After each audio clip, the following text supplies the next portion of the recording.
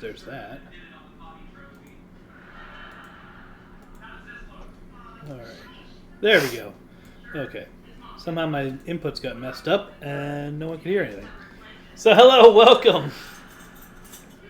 This is our first stream of 2023, isn't it? It is. As a group, anyway. Yeah. Welcome. Happy New Year. I did do one review since the beginning of the year, but this is the first time as a group we've streamed. Which means we have all new links because so the pages on Extra Life are maintained by a company called Donor Drive, and for some reason none of their stuff carries over from year to year. So we have all new links, all new accounts on Extra Life. Well, not accounts, but new donation pages on Extra Life. So you can find the team page here now through this link. And everyone who has an active page, which includes Matt and Dave and I think that's Eric. And Eric, yes. Yes. So far, and me. So far, we all have active pages. And Chris said that he wasn't going to be a slacker this year. That was his New Year's resolution, but here he is slacking. Oh, dang it. Well, I did feel like I set a new stick to our record. strengths. I mean, I think I set a new record for my fastest anything? Yeah, you did. Literally anything. Extra Life Fast as account anything, opening. You beat everybody except for Tim. Yeah. Well, I saw Tim he's the do team it, captain, and that so, reminded me, hey, you need to do this. And here Matt is subverting expectations. Yep. In a good way. So, Right? yeah, so we got that set up now. Go donate. Let's kick off this year strong. One of the options you can do, I mentioned reviews, is that if you donate $20 to my page, or give us $20 by way of my coffee page, you can pick a form of media you can pick a media property for me to review, which has been video games so far, single-person video games, and probably will mostly be video games, honestly. Oh crap! I need to donate. I bought you a game. Damn it! I saw that. I appreciate that. That means nothing. It means nothing. I completely forgot about the $20 donation. This is costing me more than I was expecting, Tim. Listen, it's well, Eric's the third game Eric picked up for me is lined up next. So you have some time. But yeah. You have some time I love how Tim introduced that. You had time to make. You have a few weeks to get the money. It's like mob style. Yeah. start breaking fingers until then. Listen, but that's okay. I'm half Irish and half Italian. I can do the mob thing No, well. no, you're screwed. You're screwed.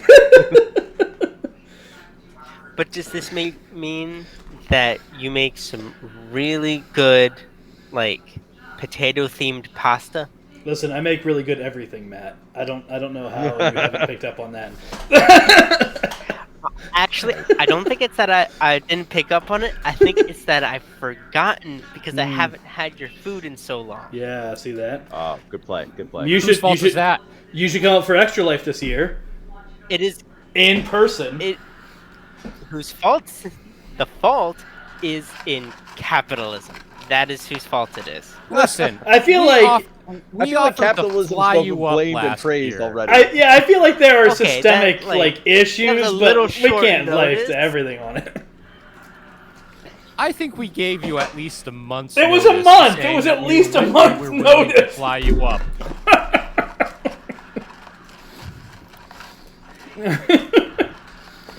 Most of the players only require 1 week for paid time off. We haven't sorted that out yet. Mine. So official game day is November 4th. We have historically done the same weekend, or a very close weekend. So like last year, I think. This past year we did a month early because of one of our players was supposed to go off to something with the military in November, and so we did a month early. But historically, me and my various gaming groups have done it the same weekend, or like the weekend, a weekend adjacent to it.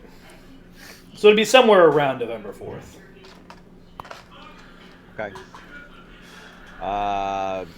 There's potential I could even be there in person. This entire year we'll see how that is going goes. to be very interesting for me. Yeah, you're gonna have a kid and like a wife. Oh, that's right. Yes. Are you gonna be married? Are you gonna be married by November? Right now I have no idea. Okay. Because those kinds of things take a lot of time and resources. I mean, most of us have done this, so we honestly, yes. I mean, plus, I don't. There's Vegas. There is Vegas. There's that too. I really don't want to put. So, do the Justice of the Peace thing, and then have a That's what we were thinking. Ceremony later. That's what we were thinking, because I do not want to put that kind of stress on her. Right. Yeah, that's true. With, so if with her circumstances. So if you're new to this channel, what we're talking about right now is called Extra Life. It is a 24-hour fundraiser event where we game and raise money for Children's Miracle Network hospitals. The link we shared earlier is where you can donate to our team or to individuals within our team. And all the money that you donate goes straight to the Children's Hospital we are raising for. I raise for Boston. Matt raises for Norfolk, Virginia. Dave raises for Boston. Coinless, when he is in, raises for Bay State, and then Chris raises for Buffalo, and Eric raises for San Diego. generally, unless they change something up on me this year for some reason. No. Still San Diego. Yeah, going strong. Yeah. So that's what that is. And what we're doing tonight is we're playtesting a campaign that I designed for a game called Paleomythic. Paleomythic is billed as a stone and sorcery game. To distinguish it from sword and sorcery because it's set in the Stone Age. It's also a very rules light system. So tonight, session 0, we're going to be basically finalizing sheets or creating sheets as needed and kind of getting a handle on the rules. I don't know if we'll get into story tonight. But we're going to be using this game to kind of fill gaps as when things prevent us from being able to play the Star Trek campaign. We'll do this to kind of to fill that gap and also to kind of play test this campaign that I've designed. I don't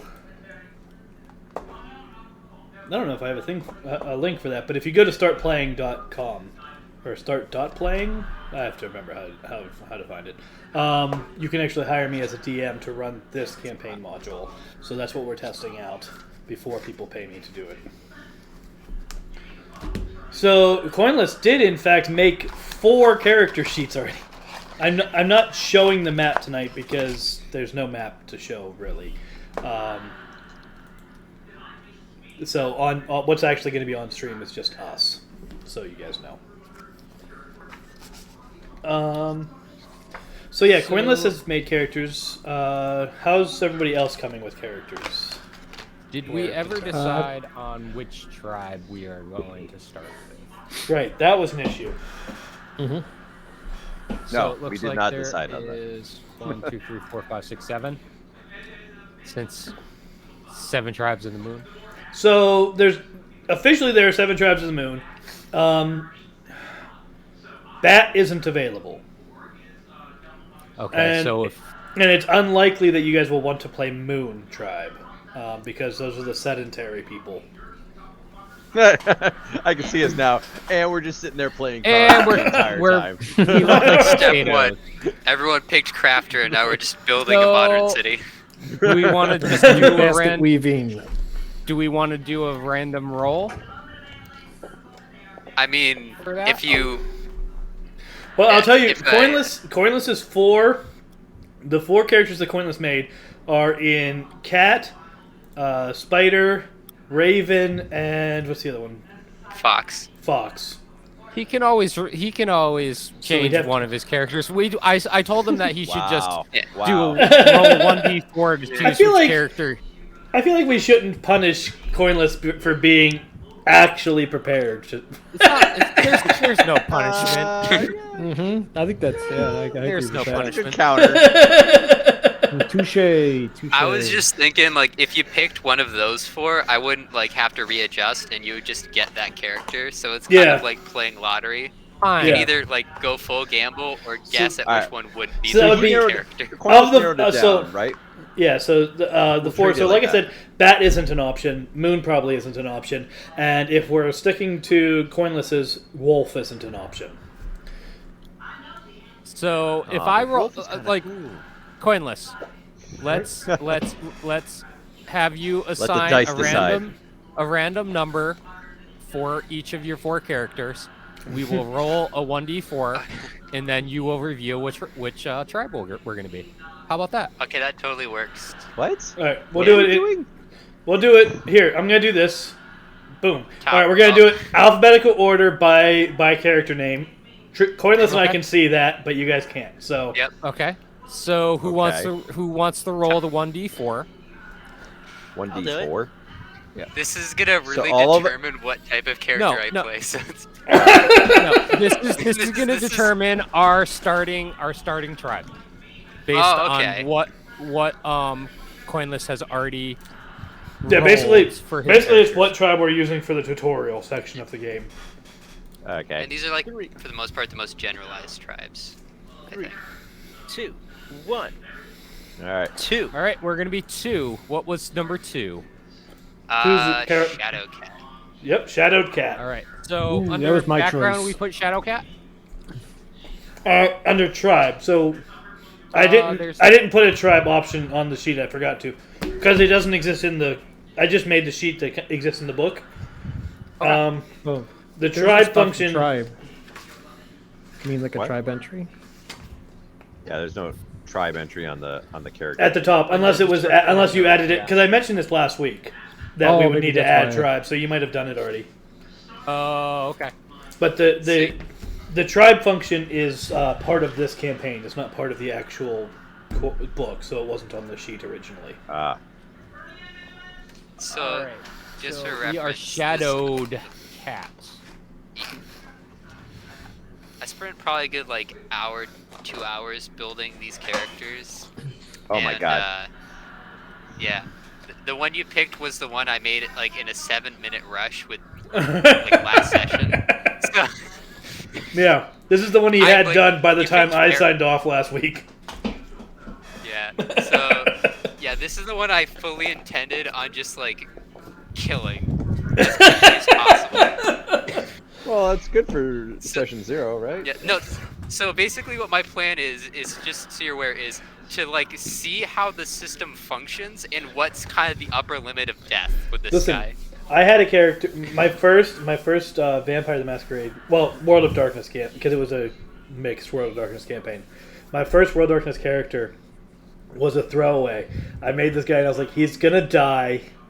I'm just gonna build this dude and learn the rules, and then I'll figure out like what I want to play afterwards later. You know, after he dies. And I played 3 that years character later. for 15 years. No! Wow. that I don't know you if that's get a an good or achievement. bad That's an thing. achievement. Like, Oh, after like 10, you can't get rid of Those them. who I mean, Yeah. you just, Those who wish to live die. That guy survived the apocalypse. I mean, he made it. Like, he was a big deal. to be fair, the character that's going in is literally just a health sponge. So Yeah. Okay, so real quick, let me introduce this idea to our viewers, who I think currently is just us. But you know, we'll see. I don't actually know because the thing that tells me how many viewers there are doesn't seem to ever be right, and I don't know how it calculates that. So yeah, I've always been curious of how Twitch calculates that because no idea. no It idea. says there's right now. It says there's 4 viewers, and it lists 7 names. So But you can watch Twitch without even having an account, though. So I don't even That's know true. if it like just throws names yeah. at you or what. So yeah, I don't even know. Anyway, so the point was, the 7 names are the No, the active members of the community. I thought. No. I don't know. I don't even look at it anymore. I just did to make that point, but I don't even look at it the rest of the time because I have no idea how these things relate to each other.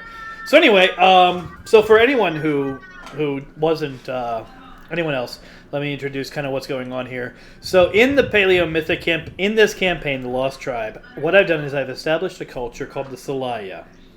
And they are a group of 6 nomadic tribes that each follow specific ancestral roots that overlap.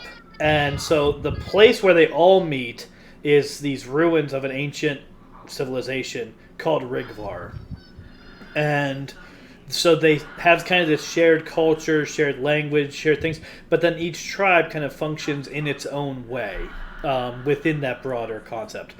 They all worship the moon.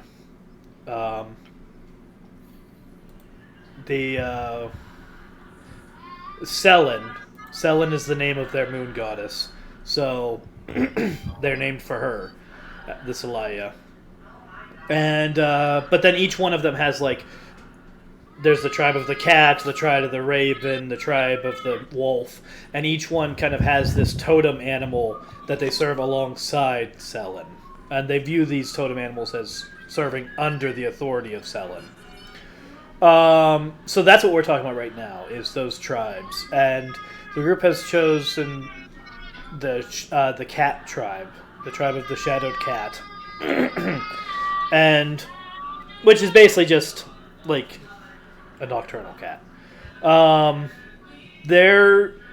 They are renowned among the Celaya for their strength, for their stealth, and their brute strength. Their hunting style is swift and silent. They hunt very similarly to how a pack of lions would hunt, where you have some members of the hunting party kind of harassing a herd and isolating targets, and then other people within the hunting party actually taking those targets down, usually 1 or 2 people to a target. So that is the culture built around that kind of lifestyle, nomadic lifestyle with that type of hunting, is going to define a lot of how you build this first character.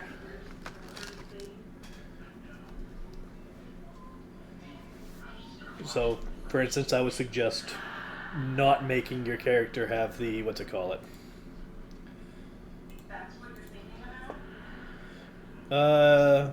You probably don't want the weak flaw, for instance, in this particular tribe, Because you're a reject of the tribe. See, you're gonna have a real hard time. I'm just letting the dice dictate what I get. So if I get, if I completely get like I have a very weak character, then it's gonna have a short life. But that's how the dice winds it happen. So you can do that. There is actually a system. Yeah, I've been reading. Fully everything. I do randomizing appreciate it's like for players that like to do things randomly, roll a d3, and then choose the corresponding traits. Yep. I'm like, that's what I'm doing. Because I can have 5 characters. If one of these last 15 years, we'll talk about it later. So here's the fun. I made a list of NPCs that exist in the tribe that you guys are starting in. And I had originally named it after one tribe. And then realized that I didn't know what tribe you guys were going to play in, and so I decided not to show it to you until after you picked a tribe, and I changed the name to fit that tribe. The tribe that I originally named it was the Tribes of the Shadowed Cat. So, it turns out I don't have to change anything. There they are. Oh, boy. I have 1 talent. That's fine. Hey, no, welcome to the you got crew. talent 1. You gotta roll a d3 minus 1 to choose how many talents you get. If you're going the random route. So you tell me a 0? Yeah, you can have 0. Oh, I guess that's Well, it doesn't say -1. For players who like to do see things that. randomly, roll a d3 for the number of talents the character has. Oh, okay. Oops. I did that wrong. So I have 3 talents. Mm-hmm. And That's then I want to randomly select my talents. Okay. Oh no. Oh yeah. You could end up Look with at a that real side. weird I character. love it. Oh yeah. These are not the chance of it being optimized is so poor. There is, in fact, a set of tables for that purpose. So roll 1d6 to pick your talent group. All right. All right, Group so this 6. So this is going to be specialist. So go ahead and roll another d6. So that's going to be crafter. Okay. So talents. Crafter. Mm-hmm. Hold on. All right. Oh, poopy. Control C. Okay. That's a lousy name to have for a character. Yep. Is it Poopay or Poopy? Okay, so I get to roll another 1d6. Mm-hmm. 2. So that's going to be bestial, Oh my. 2. savage. Oh, that seems like it would synergize, right? Bestial and I'm a savage. Savage. Well, no, Savage bestial, is just- bestial is the category. Savage is the actual talent he gets. So his talents That so just means far you have are crafter and resistance. savage. 1d6 Eating is raw food 1, poison. 5. Okay. 1, 5. Storyteller. I'm a savage, crafty storyteller. What? The I can. synergy is so bad. It's so good. I could tell a savagely bad story. The reason is like 2 of the 3 you have is very There's masculine. there's also a table for rolling random traits. Oh, Yes. no. So I'm rolling there random is no flaws right now, traits so. tab. So let me add that. Wait, So what? I have 2 flaws. For each character flaw, gain an additional. So help me if I have to be the responsible one for the group. Oh my god. We're really switching it up. 1, so 2, help us 3, all, 4, yeah. 5, 6, 7, 8, 9, 10, 11, 12. So I'm rolling a 1d12 for flaws, I guess, huh? Which No. flaw?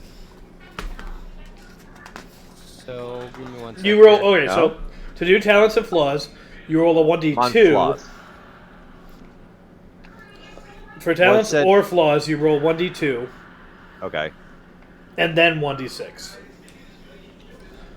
1d6. How do I know which one to get for 1d6 when there's... There's 12. You rolled the 1d2 to determine whether you're looking at the first half or the second half. So, wait. 1d2, I got 2, so that means I'm rolling a flaw right now, right? Well, you already decided you were rolling a flaw. Right. So what this is doing is it's determining that you're rolling in the second half of the list. So fortunate through wise are the corresponding flaws. So go ahead and roll 1d6. Alright, roll 1d6. Okay. Go. So that is, as flaws go, that's careless. Okay. Excellent. Careless. Check. Yep. Alright, so now... Now to mark your talents or your traits and your flaws, I'm under putting the X's on column, it. yeah, just put the X in the column that has the X that's next to the thing. So wait, I'm gonna remove that. I'm gonna remove that. Save changes. Go back. All right, what's All this right, format? so I went up the demographics to figure out like the actual Okay. background for the character. Okay, you're just doing that on your own. Cool. Yeah. All right, Chris, what are you rolling right now? I'm rolling a new character. So I'm starting from scratch. Right. So I'm on the. I just rolled my gender and I just rolled my age. Nice. Oh, we're both old. Yes. How Getting do to life I- and everything. Yes. How do I randomize my traits now? All right, so 1d2 and then 1d6.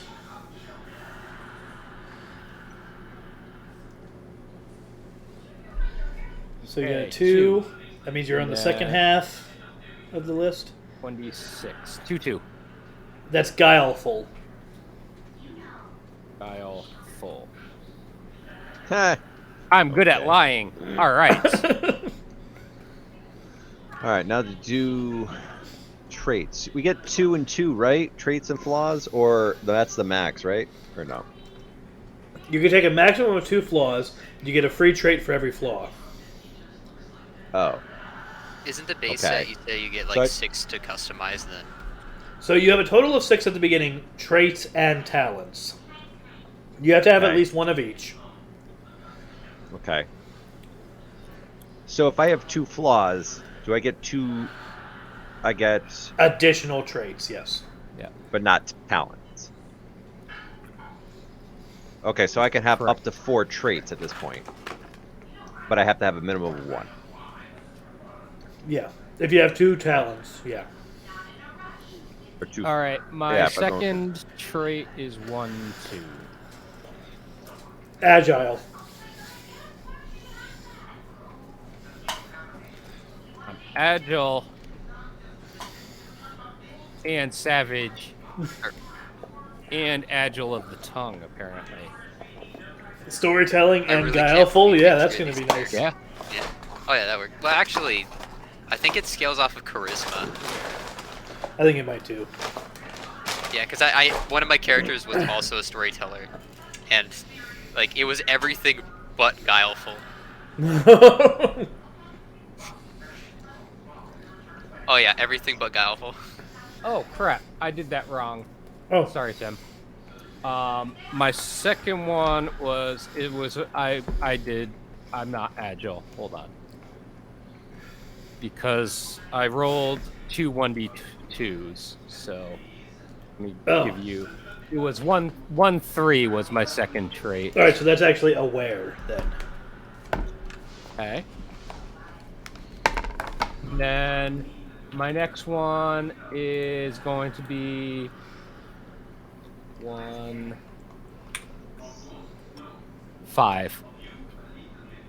All right, so 1-5 is charismatic. Now, where are you writing these down? I created a separate thing on my two-way sheet. Oh, okay. That says traits.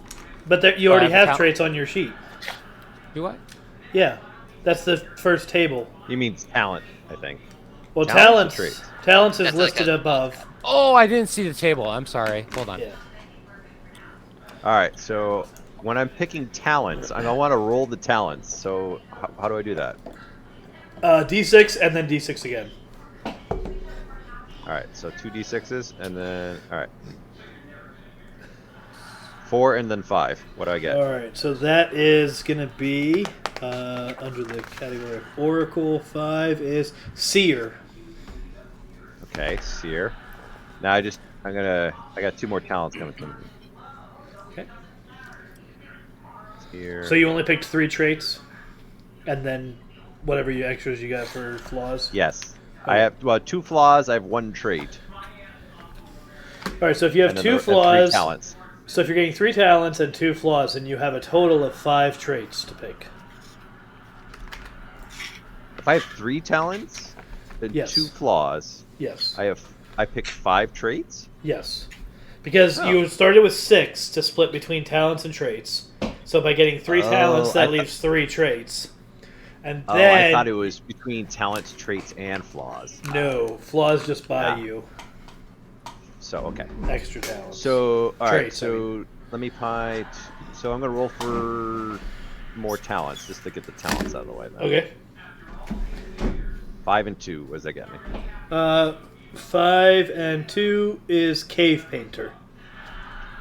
Cave painter. You're a very magical character so far. Seer and Cave Painter are both mystical Cave abilities. painter. Yes. I feel like that's a sedentary I- skill. I'm just saying. 6 and I looked 4. at it. Basically, you can draw things into existence, Yeah. but they What? might attack you. You can And summon need, like, a spirits by flat drawing them. surface. Yeah, it has to be like a flat surface. It can't be like cloth or a tree. It has So- to be like a solid sheet. So my And it my might attack flaws of careless and ignorant probably shouldn't match up well with cave painter then, right? I mean, we'll it see. scales off of charisma. So if you have Yeah. good charisma, you should be okay. So Plus, just Charisma. raw talent number give you benefits. 6 6 and 4 4. is Gatherer. All right. Well, you need a gatherer. Yeah. All right, and then now I get. So how many traits did I get again? I get 4. Total of Because I 5. picked Yeah, you already have 1, so 4 more. 4 more. Okay. All right.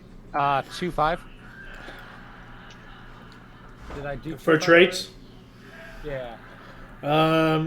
that is willful. Okay. And So- then So if I pick 2, so I think I got it. So if I pick 2 talents, I can pick 4 traits. Yeah. Okay. you could pick up to technically 6 traits if you decide No. that you want to Oh. Yeah. 2 flaws. flaws. Yeah. So all right. 1-3. Did I do that one already? 1-3 is Or aware. 1-2? 1-2 is agile. Okay. All right. So now how do I pick flaws? Is it the same thing? 1d2 and then 1d6. Yep. Okay. So first flaw is 1-4. That is cautious. And we can't have flaws that are exact opposites of our traits, correct? Right. All right. So I need to make sure that okay. Yeah, surprisingly, I did not have that conflict. Yeah. And 1-3. Interesting. You already have 1-3. 1-3 is aware, so you can't. 1-2. I'm sorry. 1-2 is agile. So it Flaw. would be Flaw. clumsy. Flaw. Well, it would be Okay. clumsy, which is the counter Okay. to agile. They're paired across the line. 2-6. Tim, can you check? 2-6 is ignorant as a flaw. Yes.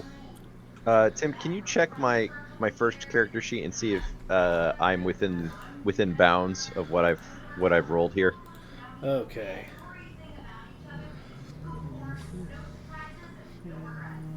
Three times. See together. Looks good so far. right. And then goods. You got those goods from your talents, correct? Oh, you got. Oh, No, I rolled for him. That's the basic stuff, right? Yeah, So everyone That's gets where I a put certain amount of certain starting gear. That's right. And That's then the starting gear stuff. And then look at your talents because your talents will also give you starting gear. Oh, okay. I'll look into those. I'm actually gonna do that for multiple characters now, and then I'll come back around for Okay. gearing them out because Yeah. they know the talents now. So my one talent says I have like fiber tunic armor. Does that include like just torso? Is that arms and legs too? That's just torso. Yeah. Torso. Yeah. Every item occupies one slot. And what that's gonna do for you is that as this game, it's fairly difficult to take. It's not super easy to take damage, but when you do, you don't take very much before you're dead. So like, you have. Let me see here, Chris.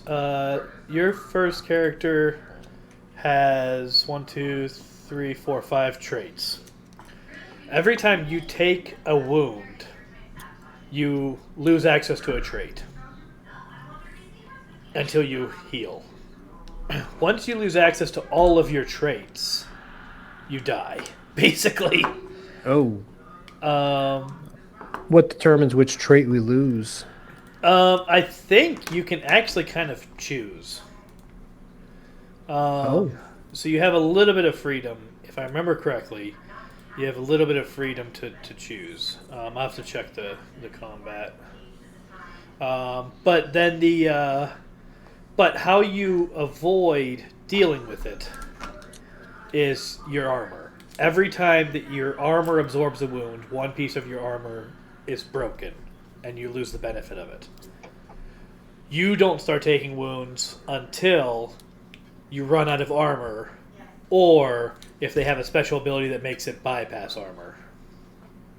Oh, okay. Interesting. But your basic clothes don't count for any armor points, right?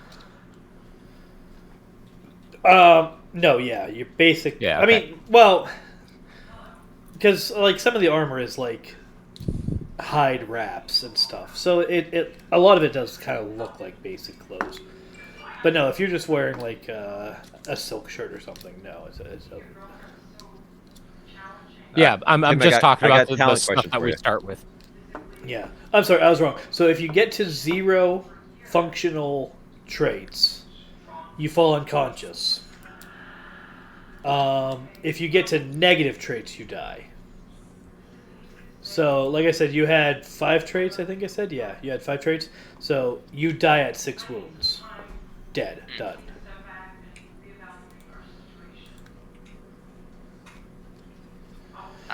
Tim, I have talent questions for you when you get a chance. Yeah, what's up? 6-1. Oh. Let me open that back up.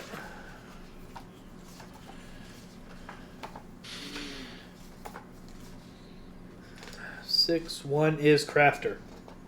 Okay. 6-6. Trapper. Trapper. And 1-4. Shadower. Shadower. That's actually a pretty Those things actually work It's a really well decent together. build. Yeah. Yeah. It's definitely more of a spider tribe build, but it's a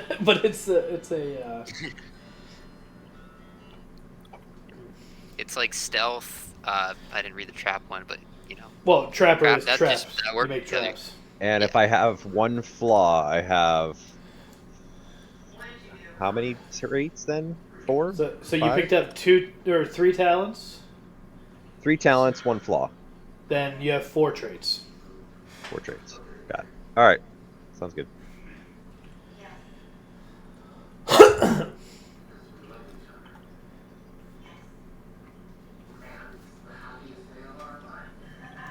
So, Tim, I had a question. So I was making one of my characters. It mentioned the other worlds, and I wasn't sure if there was a tab or something that covers that.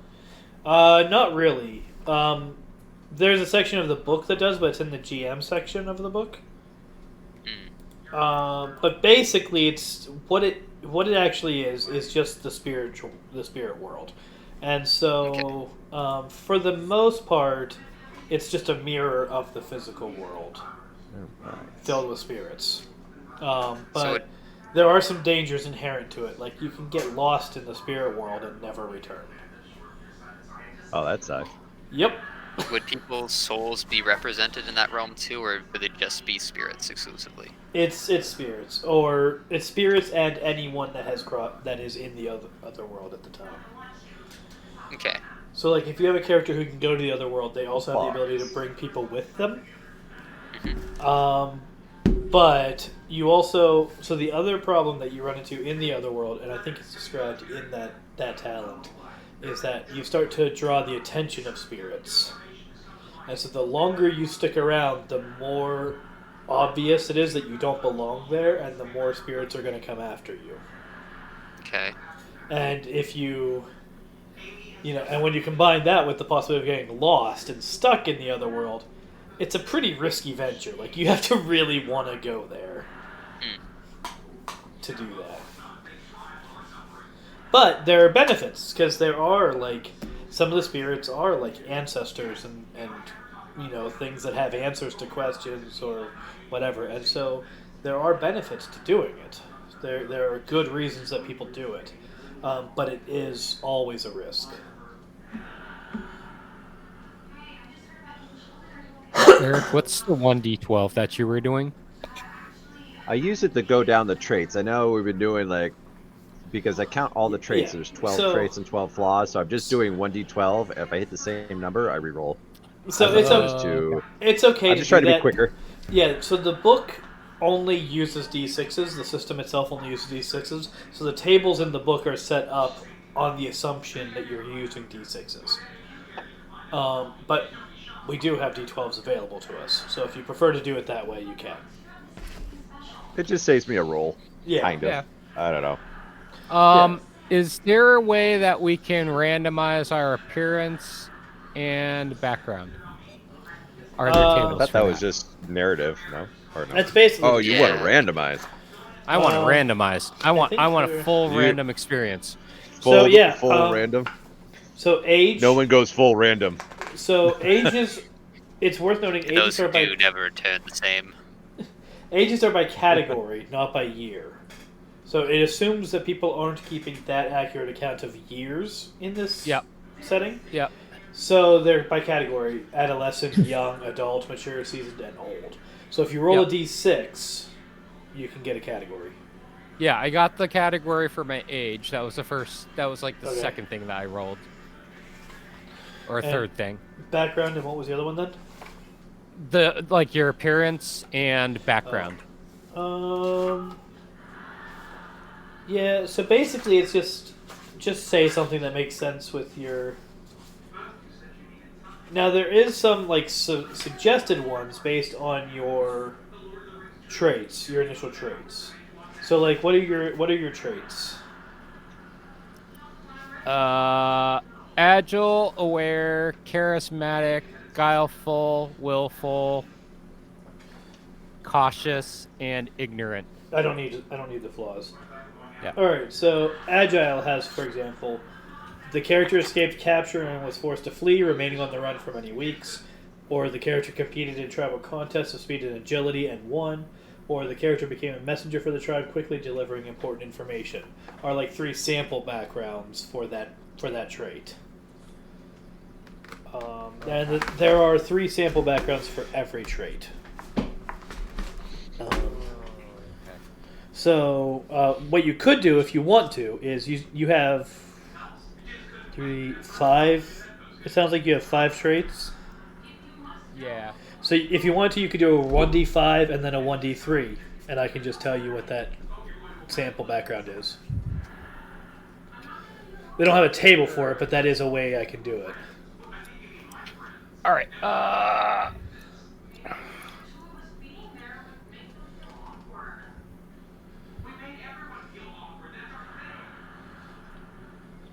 Hey Tim, Yeah. what's a 2-1 for talent? 2-1 for talents is Beast Tamer. And then Ooh. Yeah, that's gonna be a fun one. and then Actually, had a- 5-4. yeah. 5-4 is Effigy Maker. Oh. You can imbue your little statues with magic. Yeah. I read that. Yeah. So Eric, if you do like a roll, a / roll, like 1d. You can put Comma. literally 6. any number after that you want. Plus You said you had 1d6, crafter, right? then you can roll like do your 2 rolls at the same time. That's true. Yeah. But I already have a macro in, so I just pressed the D6 button twice. There So you go. like Okay. beep beep. So these D6 comes up a lot, it seems. So I just I put Yeah. that in automatically. All right. So that character is talent tree up. And then my last one.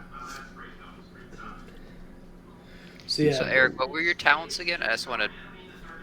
So actually, I've made 4 characters because Oh. I had 4 post-it notes. So I'm going through and making the talent sheets for those 4.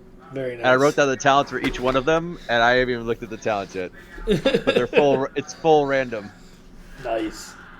So then I'm right. gonna look at the 4 when they're all there and be like, So yeah, Dave, if you roll 1d5 and then just count down, whichever one that one is. Yeah. So So your I third did one third one, charismatic, and 3. example 3. The character is often a spokesperson for the tribe. And then you can do as many that's gonna be fun, many Dave. you can do as many background traits as you want, really. Be pulling a little so-rab there. Well, we know how eloquently D speaks. So Well, Yes. you are a caveman or woman, so it's okay. Ugh. okay, Ugh 5, says need. 2. Ugh says want. So willful. Willful 2. Yep. The character continued to gather food during a famine after others gave up.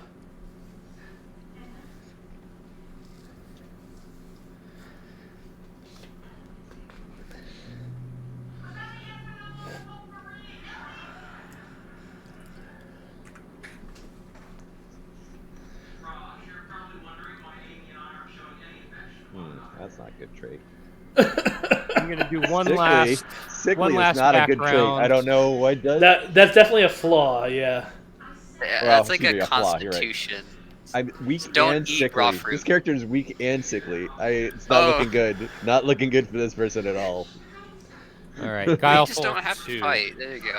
Guileful 2 is the character managed to sneak through enemy territory without being captured. Oh, it said stealth. So yes, Okay. yeah, it's stealth.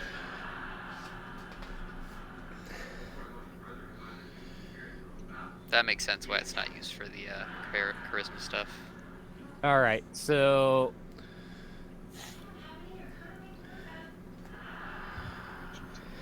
And then you can combine those in any way that you want to, or just have them be 3 separate stories from your background. It's up to you. What's 1-5 for talent? 1-5 for talents is storyteller. Well, that goes with sickly and weak storyteller. I'm okay with that. There you go. My character's It's not a. storyteller It's not a. too. Huh? And he's a crafter. You can actually 5, like make 6? money off of that, so we can like build some funds before we inevitably get beaten up. Summoner. Summoner. Oh, He's a summoner of stories. that's the dangerous one. Yeah. I call Summoner. I pull a story on my ass in the last second. Summoner can be a dangerous one, yeah. But you know, all right. So Oh. we got 2 flaws, no. 2 talents. So 2 flaws, 2 talents. Oh no. He's just, are you reading Tim? it? Yeah. No, that was the high risk character I made, but I specifically picked another class because of how dangerous it was Oh. as a supplement. 2 flaws and 2 you don't talents have means a- you have 6 6 traits to pick up. Okay. Yeah. What were you saying, Quinless? Thanks. I was gonna say, I won't say what class it is to counter it, just so no one like fudges it. But basically, if you do not have a very specific class for summoner or other similar classes, you will like very much increase the danger to impossible to counter. Like it's just the most out of all the classes, it is fundamentally like I haven't read all of them, but like the most unstable and dangerous. Yeah, summoner, and yeah, there is exactly 1 talent. If you mess up as a summoner, there is exactly 1 talent that can save you. No, thank you. No, thank you. Let's hope somebody gets it and they know they read it. Because You can always just choose to pick it up instead of going full random. I mean, I have a character for it, but I've already set I'm playing as Feral, so I mean, heck, this actually might be a good idea since I can kill him faster. All right, for our starting equipment, does a bone knife Man. go under weapons or just goods, or does it go Weapons. both? It's a weapon. Okay. What's its range? What's its range and damage? So that actually, if you go into your the handouts under Oh, items, tools, it'll be under weapons. tools and weapons. All right. Let's see. Break out these characters now. So bone knife. Items. Okay, I'm sorry. Weapons. Here we go.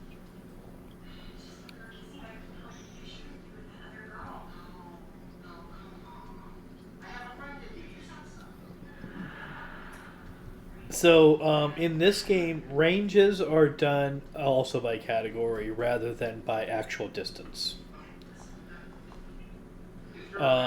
So the range for like the range, I think the closest one is hand, Okay. which is basically adjacent. Let me see here. Yeah, so hand, and then the distance that you could throw a rock, the distance that you could throw a spear, the distance you can shoot a bow, and the distance that you can see. Those are the categories. Okay. So, like, your knife has a range of hand, which means you have to be right next to the person to use it. Oh, I just saw short. Okay, so hand equals That's- is short, right? Well, Okay. short is a type. It's not a range. Okay. Oh, okay. Sorry. Hand. Hey, we got a new team member on the.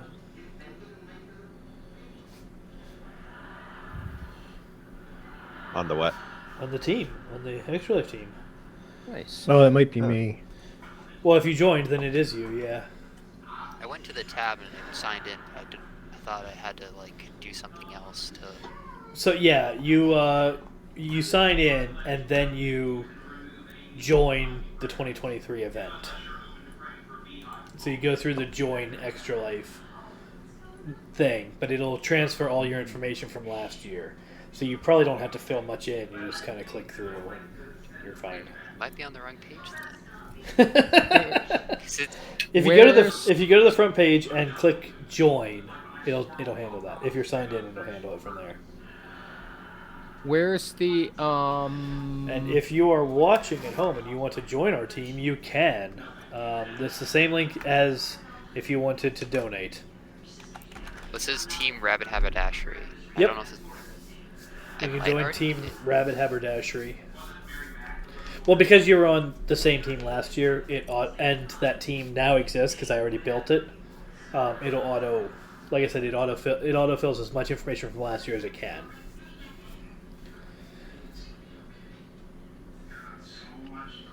what's the damage? So Yeah, that's what something I didn't get into either. It's basically 1d6, right? Unless modifiers are applied. So it's basically generally weapons do one wound unless you have a trait that does or a talent that does more. Is how it basically usually works. Yeah, like 1d6 to hit, right? So anything other than a 6? All right. Oh, you know what? Yeah, no, that's what it is. So I was mistaken. Okay, so how the game works in everything, essentially, is that you always roll as many d6s as you have traits, unless there's mitigating factors. So, like, if you are doing a roll that benefits from charisma and you have charismatic, you get an extra die. If you're rolling a trait that is affected by ignorant and you have ignorant, you lose a die. If you're rolling a trait that, like, most weapons will give you an extra die for damage and things like that. But the point is, you roll a bunch of d6s. For most rolls, damage or success is determined by did you get any 6s at all. If you rolled 5 dice and one of them was a 6, you succeed. If you rolled 1 die and one of them was and it was a 6, you succeed. It doesn't matter. Okay. The dice pool just increases the odds of getting a 6 somewhere. Okay. Damage is done. Let me see here.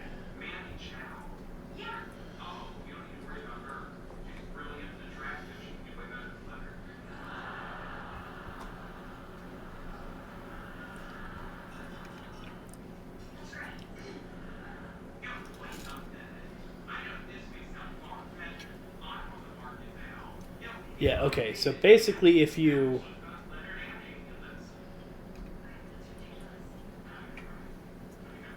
if you hit, they take damage. Okay.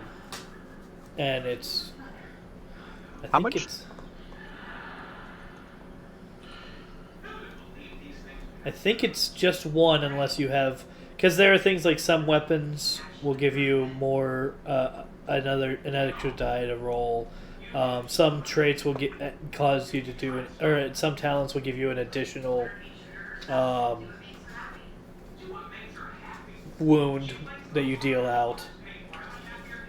Like I think it's Barbarian. I think Barbarian is one that gives you an extra wound. Like if you hit somebody, you do 2 wounds instead of 1.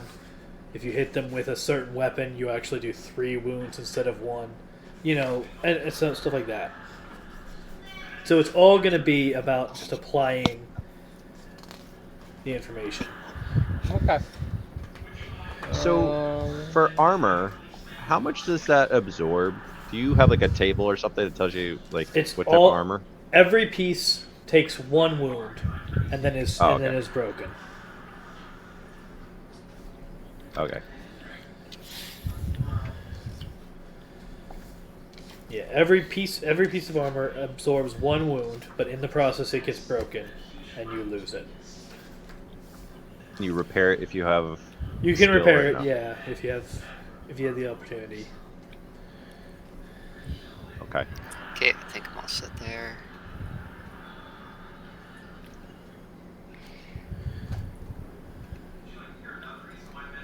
Level up XP in this game is also interesting because it's based off of like plot lines, right? Yeah, so how you level up in Paleomythic is actually pretty cool. As we accomplish things throughout the game, on your sheet, you'll notice there's a section for stories. It's near the bottom. Story description is the final table on your sheet. When we accomplish important things, you want to write down like a one-sentence summary of that story. You know, oh, we hunted down and managed to kill this terrible mammoth that was rampaging the camp or whatever. Like, you just write that sentence. And then what we actually do is, in periods of downtime, like around the fire, you can tell those stories. And when you tell a story, you can spend it, and by spending it, you have the opportunity to put points into getting new traits and talents. So like it depends on how many traits and talents you already have. It's like a factor of 2, right? So if you have like 1 talent, you need 2. If you have 2 talents, you need 4. If you have 4 talents, you need 8. It sort of. So that's talents, yeah. So traits are Talents. so if you have like let's say you have 5 traits and 2 flaws, you add those together for traits. So if you want to get a 6th trait, you have to trade in 7 stories to get it.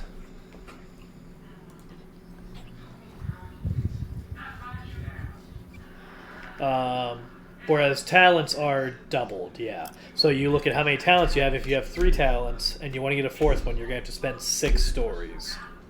Because you have to double the amount of talents you already have in stories. I need to die within 2 story arcs, or else I'll become an optimized build. Well, you can only have...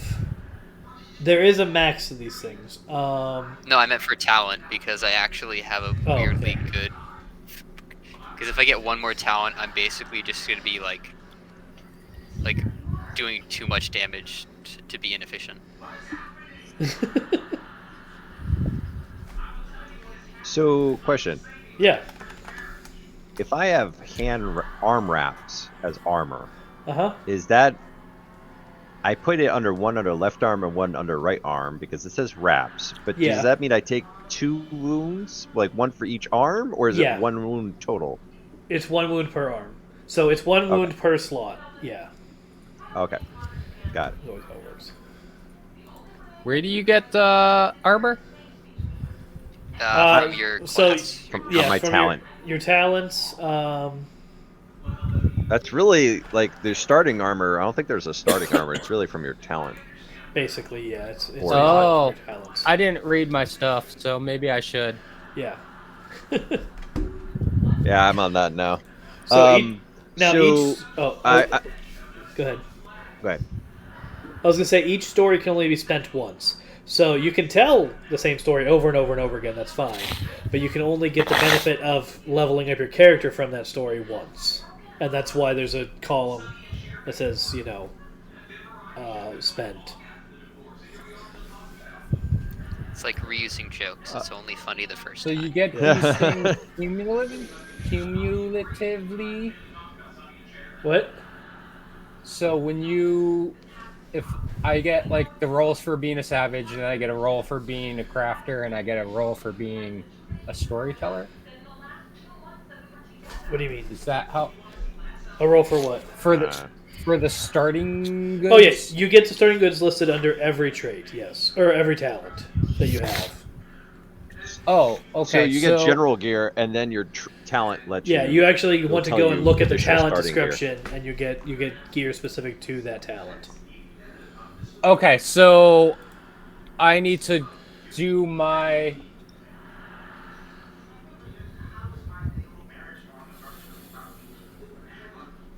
gear, my talent gear first, and then do my goods, just in case there are multiples.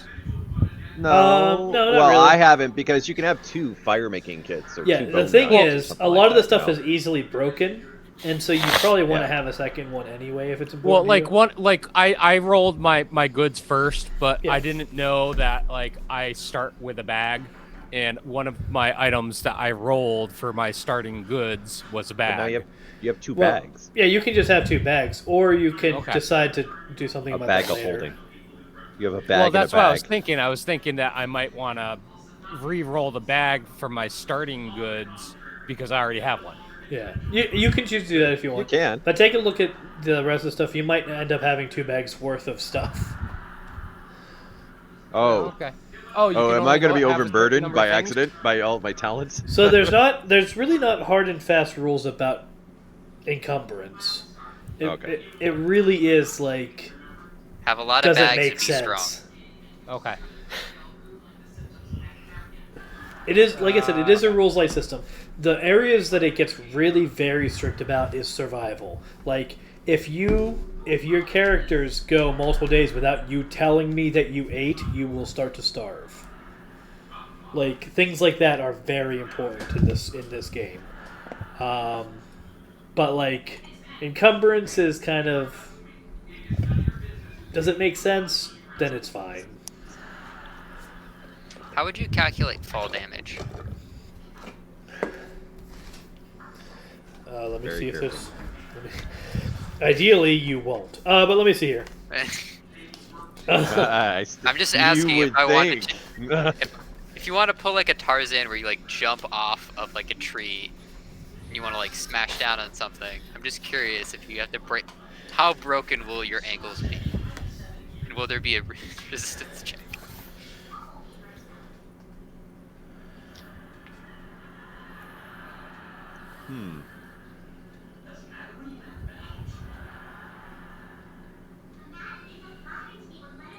All right, so it depends on how far you fall.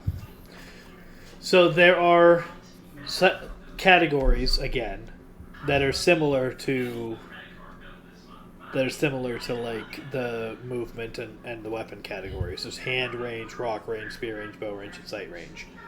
So like, when you fall, if there's anything to catch, you get to take a roll for each category you fall. So if you're climbing a thing and you're at spear range, and you fail your climbing check, or you jump off, you drop to rock range, and you get to roll to see whether or not you catch yourself. And if you go all the way down, that's 3 things. You're going to take 3 wounds. You're going to take 1 wound for each category you fall, without catching yourself. And there's no resistance check. Nope. Just catch yourself. Like, Good. try really hard not to do it. So if you Okay. So if you only if you're in a tall tree and you purposely jump to the ground to try to land on somebody, you're going to take 2 wounds because you fell 2 categories.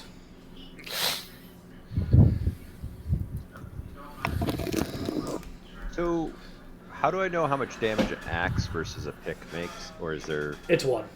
one. However, one thing you want to look at is that they have weapon traits. So, for instance, there's a column, weapon effect. There's a column called weapon effect. Which things are we comparing? I have a hand axe and I have an antler pick. Okay. I don't know. So hand axe has the effect pain, and antler pick has the effect short. Or I'm sorry, rend. They put that in their own category. It has the effect rend. So rend and pain are the things you're looking Rend? at. Yes. Let me look up what those mean real quick.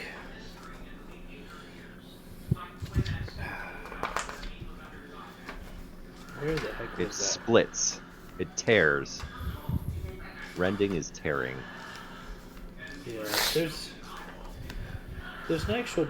I think I might actually have it in there somewhere.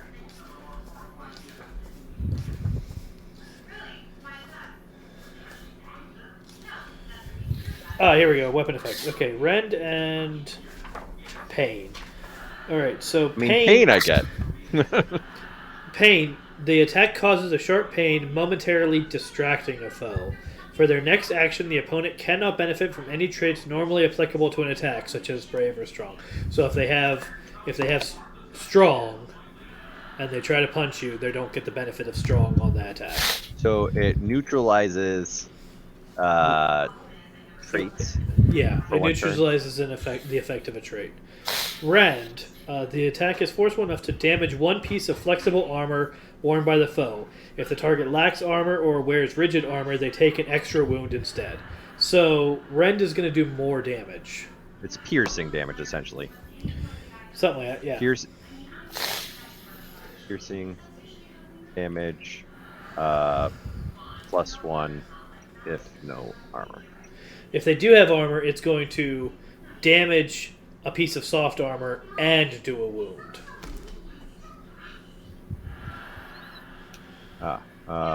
If armor, damage. Now, if they have enough armor, the second wound will just be on armor as well. But it's functionally doing 2 wounds. Okay. And they both those weapons do 1 damage. And what's the range on those? Do you know? I believe they're both just hand. I mean, I don't think you can throw either of them. So they're melee. It's a hand axe. Can I throw a hand axe? I mean, you can in real life, So you can throw a throwing axe, but you can't throw a hand axe. I don't know. You can go to places and. No, I know that. I've done it. I'm just saying, but At that point, it's it would a hatchet, just be essentially. as a random projectile, right? Well, I ask now because, hatchet throwing seems like a very reasonable Paleolithic action. It's not like a full-blown battle axe or something like that, Right. But if you say no, it's no. Easy day. I mean, it technically would be turned into a ranged weapon. Yeah, the game assumes that you're not going to throw it. That's where the game's wrong. It's probably one of those things where they're really not made the same way as throwing axes. It's not balanced or anything like that. Yeah, it's not balanced for it or anything. It's just a piece of flint on tied to a stick. So if you throw it, it's probably gonna break. I'm pretty sure rocks are considered a ranged weapon in this game, if I wasn't reading things wrong. I mean, so I think it'd be But fair you to could say I literally could just have a throw glass it, that's but it could just, I anticipate it's gonna break. Yeah. It's a one-shot deal. Yeah. You You throw can it, do it it gets maybe. Once, and then I got to put it back together. Yeah, rock is considered a thrown weapon. It's short or throw. You can hit somebody with it, or you can throw it. So big axe could also be big rock.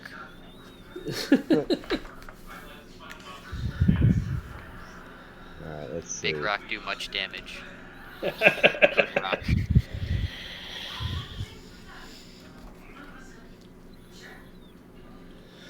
So, how's everybody else's characters coming along? Matt, how you doing there? I see you doing a number of rolls.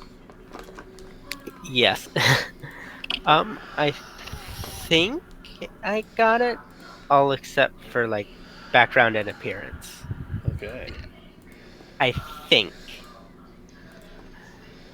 Is it I say I think because I have in the past created characters the wrong way. That has happened. Now this system is pretty straightforward, so I don't think it'll be too much of an issue. Plus the way that you've written everything is very pick up and go.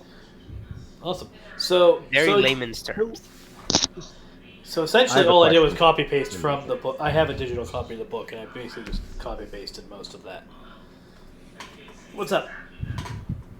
So, say I have a skill that requires me to do a trait check. How does that work?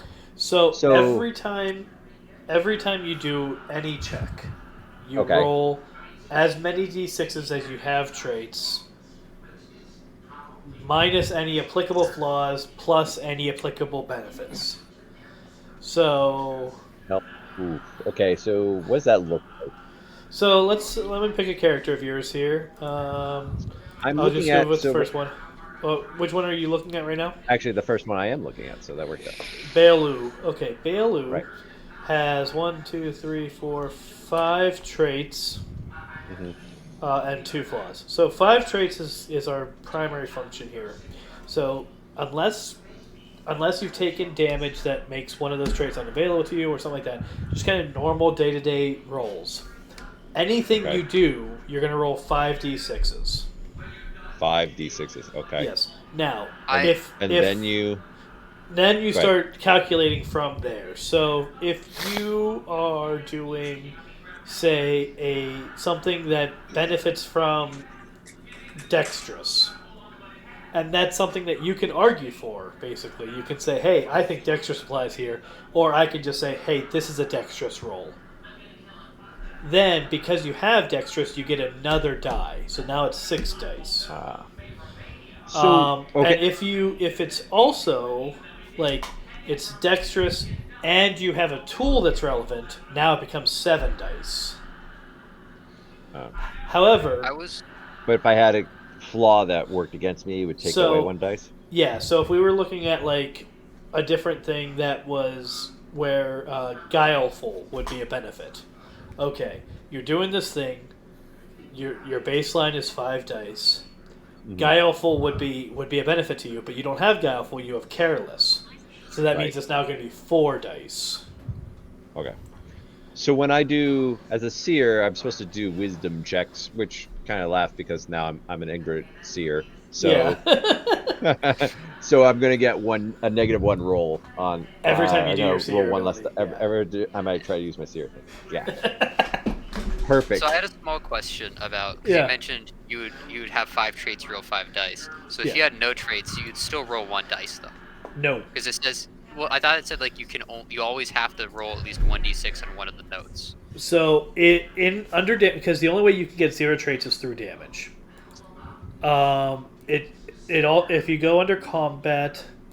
Because You'll what if you put 3 between traits and talents? So what if you put all 6 into talents? You can't. You have to have at least 1 of each.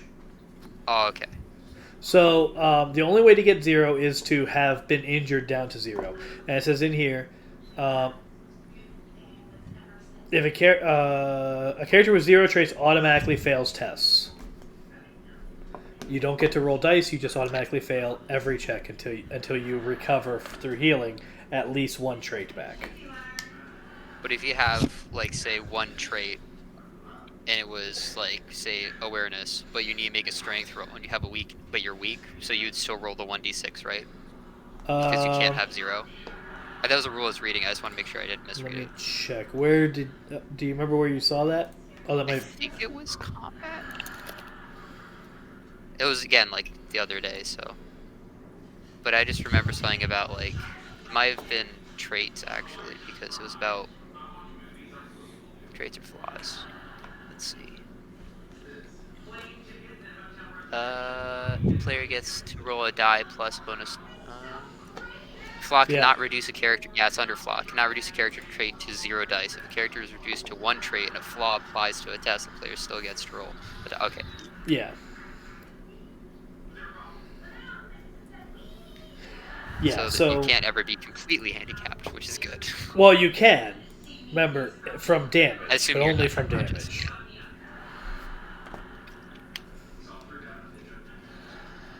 Yeah, but if you're at 0 traits because of damage, then yeah, you just automatically fail all checks. If the math results in you having 0 traits, you just roll 1 die.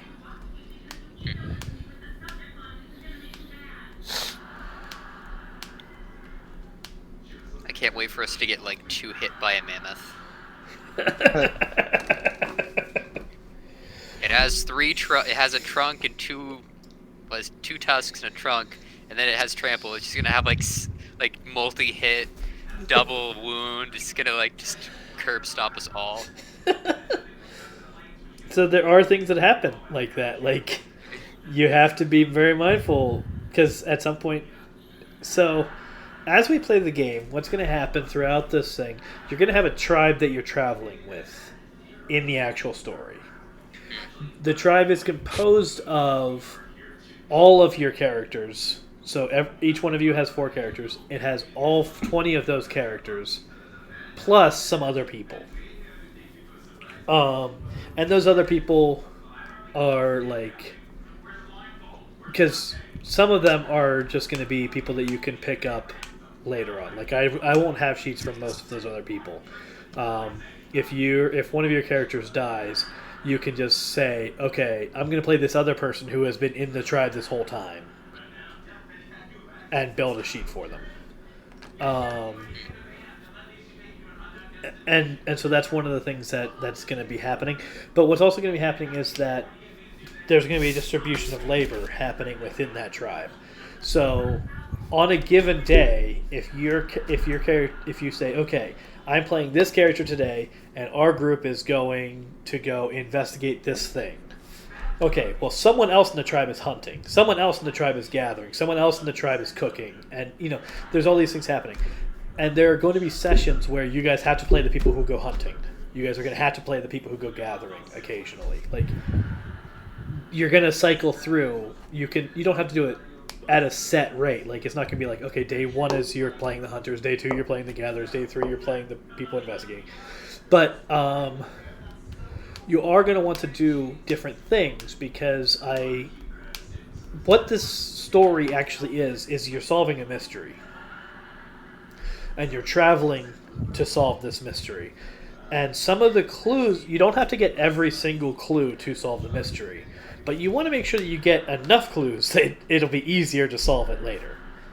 And so some of the clues are going to be found at your campsites. And some of them you're only going to find if you're out hunting. And some of them you're only going to find if you're out exploring.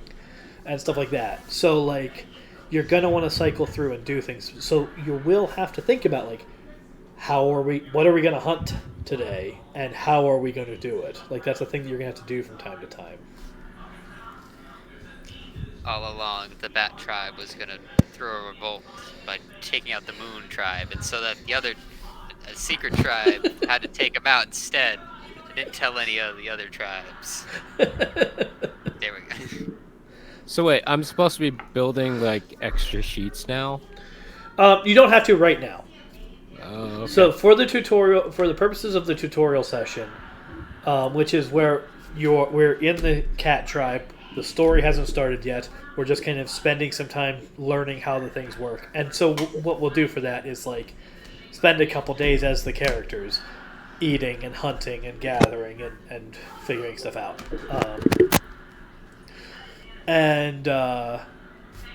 During that time, it's fine if you only have one character. Once we get into the story, at some point, you're going to want to start building those other characters. Now you don't have to. Like I said, you can just have one character that you play all the time, and if and when that character dies, then you build a second character to replace them. You can do that. But if you want to have a little bit of variety or want to try different things or whatever, then you have the option to do that. Okay. So I know Coinless already has 4 characters built. If you want to, you can just have one. But you will get more flexibility in things you can do if you build a second or third or whatever character. The other thing is, the big thing with having a second character, other than just variety, is, and I would recommend having at least a second character, just because if your first character gets injured pretty bad, they're going to have to stay at camp for a while. And you want somebody that you can play during that time. So does Salve not heal it immediately? Very few things heal immediately. Salve... That would make sense. Yeah. So I know there's some, like, it's kind of magical setting, so Yeah, I was like, there is reading some of stuff... the healer trait, and I'm like, you can just negate wounds, maybe I'm writing that wrong. Yeah, so you can to a certain extent. There is a limit Probably to not how much of that severed you can do. limbs. Right, yeah. And, like, so normally if you use a bandage, you heal a wound immediately. Mm-hmm. If you're a healer and you use a bandage, you heal 2 wounds. And then there are a couple other things that can happen. But like if you had 5 wounds and if you have 5 wounds and you were reduced to 0 traits, there's nothing that heals 5 wounds all at once. It's just not a thing. Yeah. So you're gonna need some time. But 1 or 2, yeah, you can jump right back into action. 3, 4, 5, more than that, you're at camp for a little while.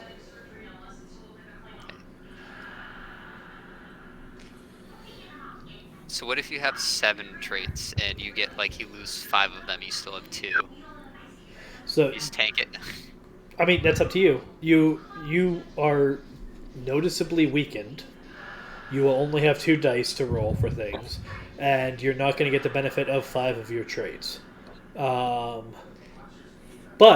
That sounds like you are odds still to me. you are still up and walking, so you can go back out.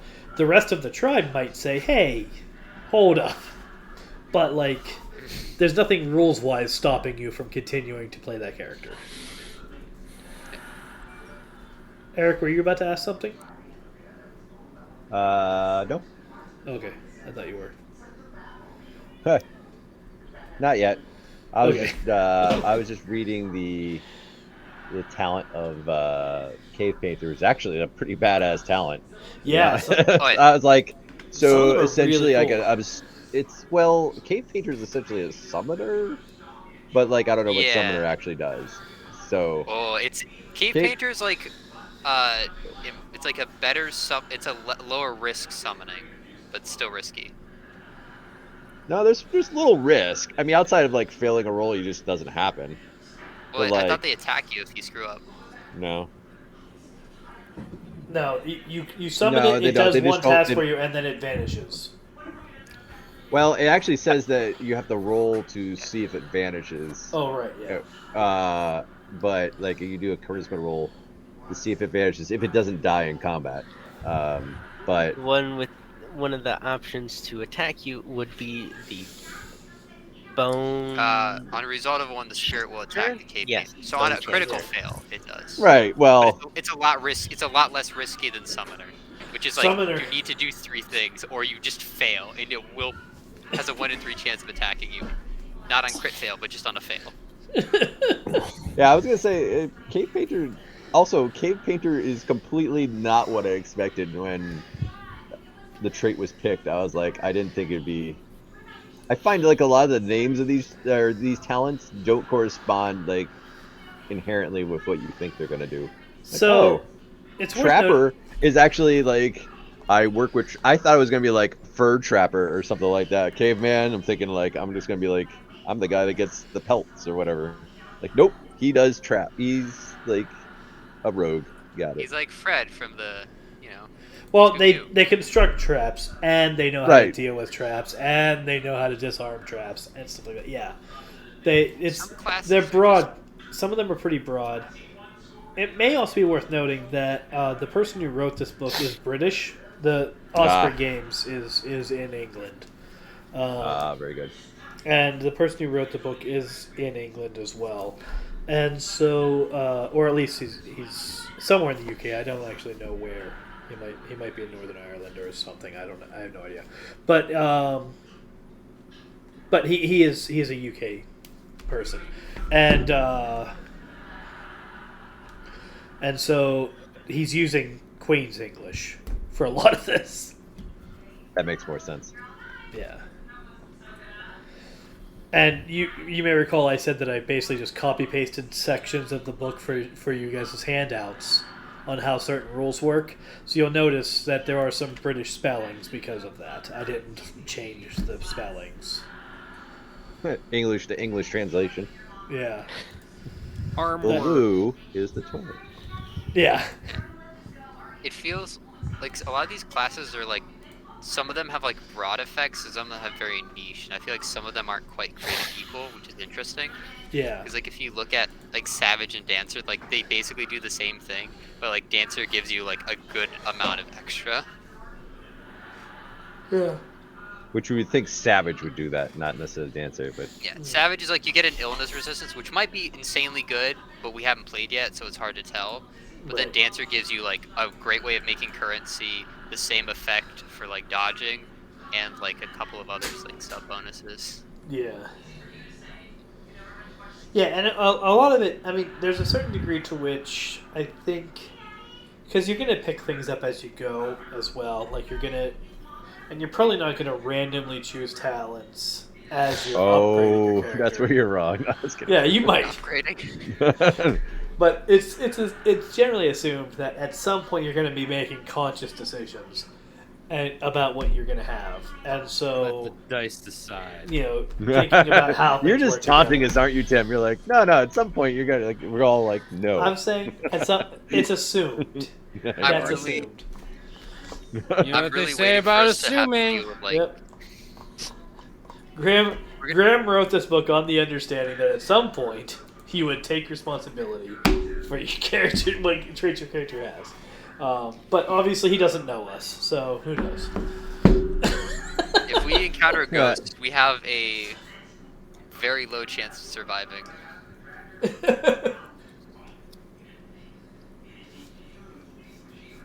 Let's just make this let's see how long we can make this campaign by just relying on RNG. Yeah. Oh Well, my gosh. so here's the thing. Remember, we are playtesting a campaign that I designed, which means if you decide to stress test it, that's Yeah. going to be a valid playtest. I wish to punch. Quick question: if I killed my character and then like, could my spirit punch a ghost? If I can't do it alive, it's a spirit world. Can I Kill me. come This, back I gotta kill from it. the I gotta spirit punch this world ghost. to punch them? I don't know off the top of my head, but I will make sure to read up on that before our first session. Ghost combat He's gonna initiate. try to break you. Because there's no rule saying you can't become a vengeful spirit. Don't break the GM, okay? It's sheer willpower. I have the willful trait, therefore I probably can come back, right? That's how it works now. Yeah. So I am learning the rules alongside you guys. I just have the benefit of having read the book before I told you about this campaign. So If I cut off my hand, and my hand Oh, Lord. is now dead, could I use my dead hand as a ghost weapon? no, that is a no. Okay. You become a spirit full. You become full spirit or no spirit at all. I'll tell you that much. If I took a bug and it died on impact with a ghost, because I put a wall, right? Here it is. I put up a wall. The ghost was halfway through the wall. I threw an animal at the wall. It killed it, and then it's pulling like kind of like a teleportation splicing situation, where the two souls are now in each other. Would that be able to damage the ghost? I'm gonna go ahead and say that you're not gonna be able to weaponize animal cruelty.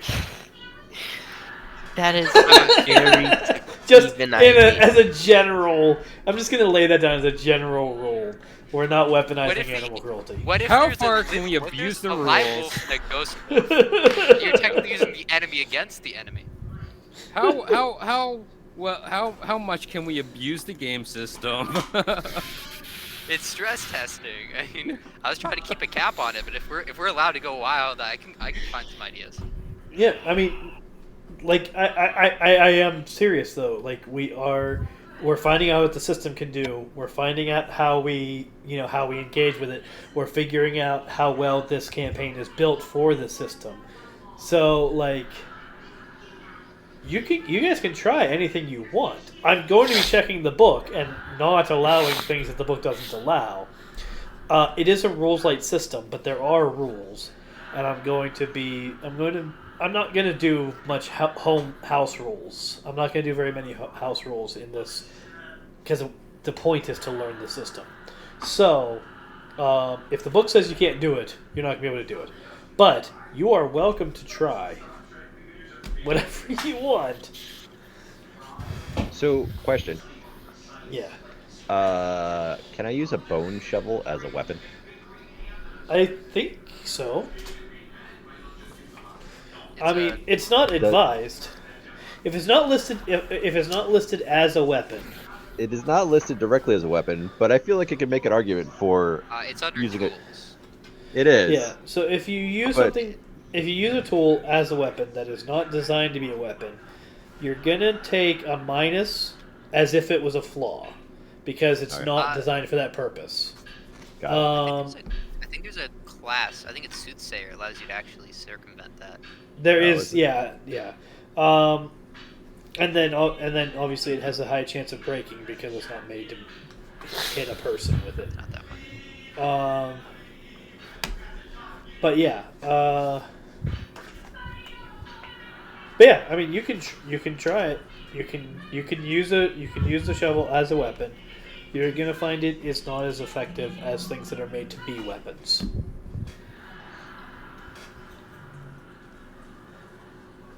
So if I covered my hands in oil and lit them on fire, would that give my hands a fire bonus to damage?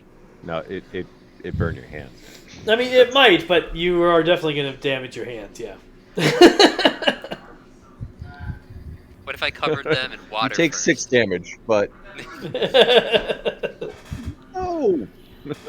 You know, it's like the burning a dollar thing. You let the water absorb into the dollar, then you cover it in oil, and then you light the oil on fire, and it burns off the hands completely safe. So Magic trick. you didn't mention putting water on your hand before oil. What if I do? What if I did water I will then tell you, oil? this game is very narrative, and so like things like that are going to matter. Like if you ask me, can I put oil on my hand and then light it on fire, you're gonna take damage. If you tell me, can I dip my hand in water and then oil and then light it on fire, you'll get different results. You'll get So less steam damage. Yeah. If I take a rope and tie it around my bone knife, can I make a spine whip out of it? As a crafter, you could probably make that. Yeah, you no, probably because the materials don't match up. can. Right. Yeah. Can we make guns? You're With gonna be crafters that too? guy. I'm gonna make Can guns we just in my campaign. can we just make gunpowder? You are Oh, limited yeah, to the calcium technological. phosphate. You're limited to the technological need- time period. You can make a We are Calcium. not blowpipe. creating an industrial Phosphorus. revolution right now. And some charcoal. Calcium, phosphorus, can and make a charcoal. And then you can make like blowpipe. a pseudo-bomb. Did you make a gun in D&D? Are you that guy? You can make a gun It's in not a magic D&D. gun, it's just a very That is? versatile crossbow. It depends on what rule books you're allowing and what rule books you're not allowing. But yes, there are guns in D&D.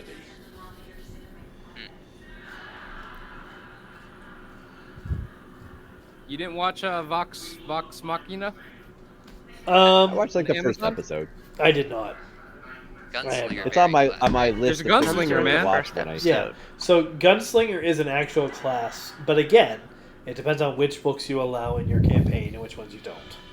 Yeah. I But think there's a there more are, traditional view of but there are source books that have guns of varying degrees of varying levels. I think if you combine your books correctly and play in like Eberron, you can basically be Wild West level tech With robots. with robots. Yeah, well, so Wild You could West. I mean, the Warforged is completely. You could crazy. have a warforged artillerist artificer. Yeah. Yeah, so you're So a a robot robot walking shooting around Robot with with a machine cannon, gun. with a walking turret that follows you around and then shoots things. You can do that, Good but old again, fantasy, am I right? yeah. But again, it depends on what books you allow, and if you don't allow the books that have those rules in them, then that's not available. So would a lack of books dictate no book, or would it just be like it hasn't been made yet, so we get to come up with stuff? So I am a big fan of house rolling D&D. I mean, my friends and I would play 3.5. I used to play 3.5 a lot, and we had a bunch of books, and we would pick and choose rules from those books. Like I was a big fan of the weapon or armor as damage reduction instead of armor as armor class rules from Unearthed Arcana. But we also allowed some books that were like really sketchy, and were definitely published under like because there's the books that are published by Wizards. But there's also the open gaming license, and so there are books published by like completely other companies with wild rule sets. We had a whole book on one person in our group, and so some campaigns allowed it and some didn't. One person in our group had a book where everything about it was all the rules in the book were about sex, and so. Like, there was a table on which species could actually breed together with other species. So, like, if you were playing a character of this race, they could breed with these races, but not with these ones. And we had a table for that. And, like, all kinds of stuff. But that was a book published under the Open Gaming license. It was never published by Wizards. It has never been acknowledged by Wizards. Book on biological compatibility for fantasy creatures. Yep.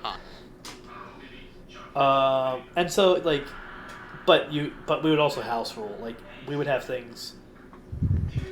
We would just come up with stuff and be like, you know what, this makes sense in this setting. We're just gonna have it, and that was that. You know, that's on the topic of fantasy creatures. That brings up the question of, are there like other races other than just humans in this setting? Yes. So there are early hominids. So there are Neanderthals. There's there are Neanderthals. There are what are they called? Which one are they called?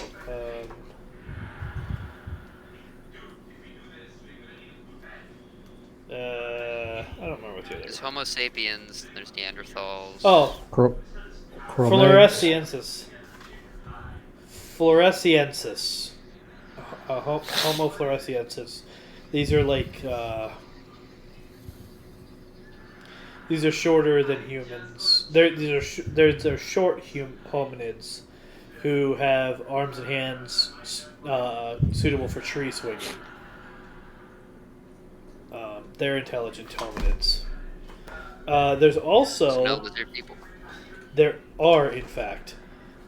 So within the book, there's also beast men, and these are like there's ape people, there's boar people, there's dog people, there's serpent people, there's toad people, like and lizard people, the Troodons, the Troodon people.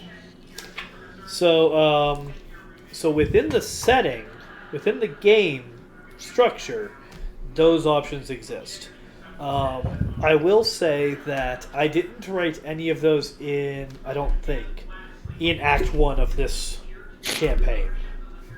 So if we run into them, it's not going to be right away. Unless we break through Act 1.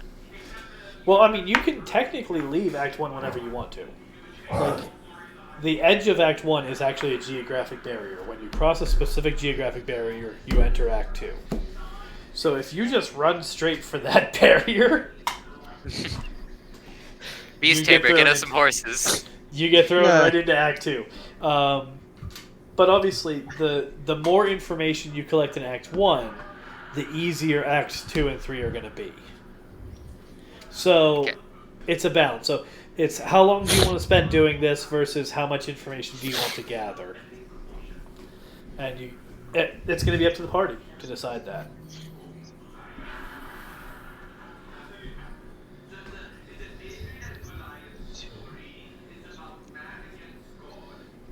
But it is set up with the campaign is set up with a 3-act structure. So the climax of the story happens in Act 3.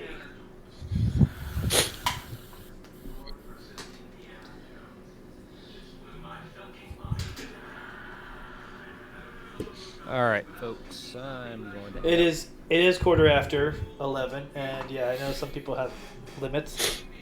So, but it sounds like everyone basically has at least one character built. So next time we do Paleomythic, we'll actually start the kind of tutorial section where we'll take these characters and start doing some daily life stuff and get the hang of the rules. And if we feel comfortable in that session, we'll start the story. Otherwise, we'll start the story. We'll start the story whenever we're ready. So we could take part of next session to do the tutorial and then jump straight into the story.